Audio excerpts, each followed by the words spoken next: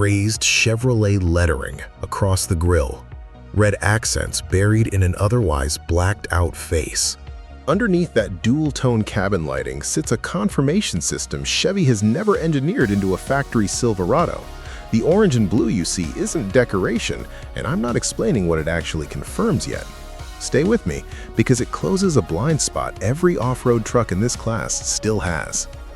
As for whether $92,000 makes sense for this build, my answer depends entirely on whether you actually wheel this truck or just want the stance. We're covering the exterior, stepping into that cabin, then getting into real numbers. But first, the backstory. Because ZR2 X didn't start as a horsepower chase. Most people are staring at the mud tires and blacked-out grille. That's not the point.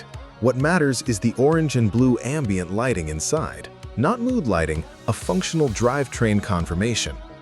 Every rival in this class makes you glance at a gauge icon to confirm active drive mode. Chevy tied that confirmation to cabin-wide lighting instead, so you know your mode at a glance. Speculative tech number 1, dual mode ambient confirmation. Cabin lighting shifts between orange for street and tow modes and blue for 4WD low, tied to the transfer case's actual position. The logic is simple. A gauge icon competes with attention with the road ahead. It closes the gap between assuming you're in the right mode and knowing it. Step inside, where that same logic extends further. That hexagon quilted perforated leather with dual-tone piping isn't standard Silverado fare. The stitching complexity reads closer to a GMC AT4 X cabin than a base work truck. The ergonomic call worth naming. Chevy kept a physical rotary dial for drive mode instead of burying it in the touchscreen. That's correct, you shift modes by feel without looking away from the trail. But climate controls got pushed into a screen submenu to make room for that secondary display. Ram's TRX still gives you dedicated physical climate knobs. Speculative tech number 2, predictive skid confidence readout. Underbody sensors log scrape events on the skid plate and display a running trail damage summary on the secondary screen after each drive. The reasoning is simple. Owners want to know what their truck actually hit, not just that it survived. It turns invisible underbody abuse into something you can actually review.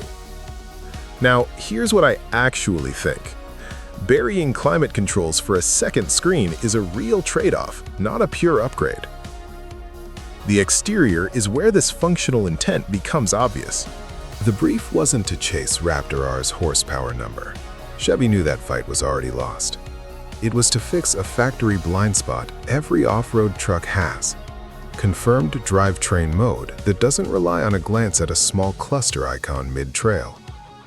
That's not a press release detail, it's the actual engineering math behind ZR2 X. Every system on this truck traces back to that gap.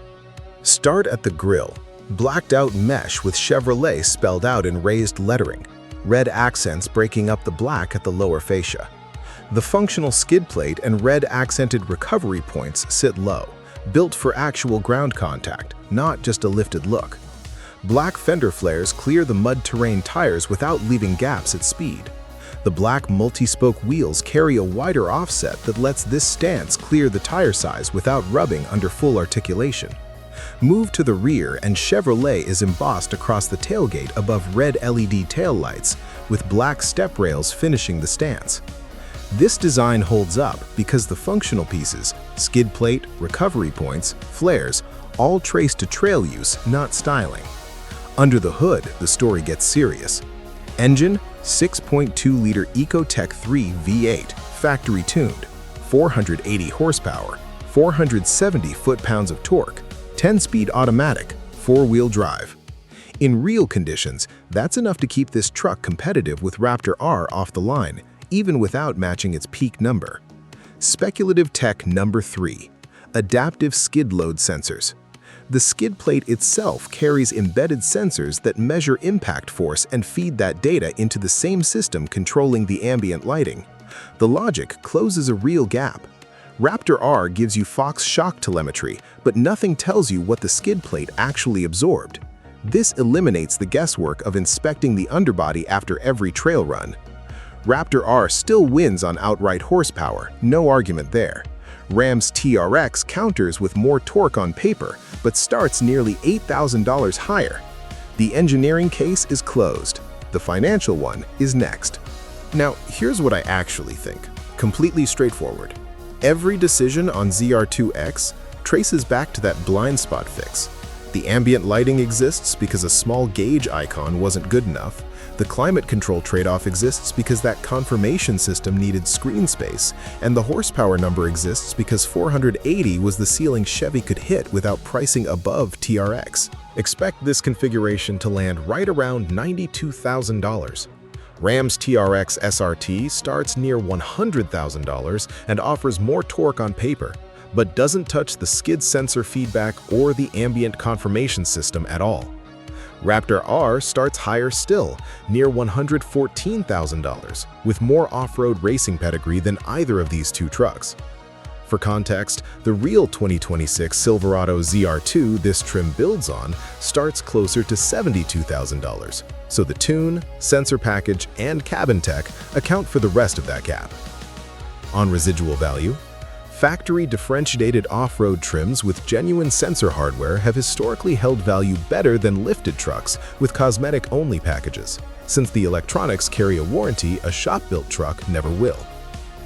If you actually wheel your truck and want passive confirmation of what your rig just survived, this is the smarter buy. If outright horsepower bragging rights matter more, Raptor R still wins that argument outright.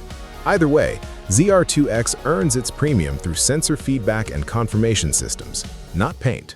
That Chevrolet lettering and red accents from the opening shot. Now you know the real engineering story was in the cabin behind them, not the grille. I'd love your perspective if you've run a Raptor R or TRX through real trail damage. Do you know what your skid plate absorbed? Next up, TRX versus the ZR2 X skid plate to skid plate. $92K for this Silverado ZR2 X or $100K for the Ram TRX? Drop your call below.